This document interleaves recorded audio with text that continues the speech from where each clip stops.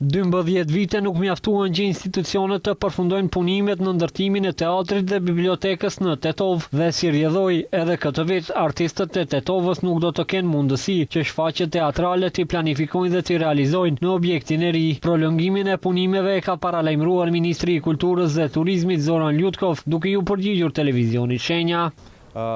Po punoj me intensitet të shtuar, ka kontraktues të ri dhe aktualisht është duke u punuar për projektimin e teknologjisë skenike, disa kompani vetëm se kanë qenë në Tetov.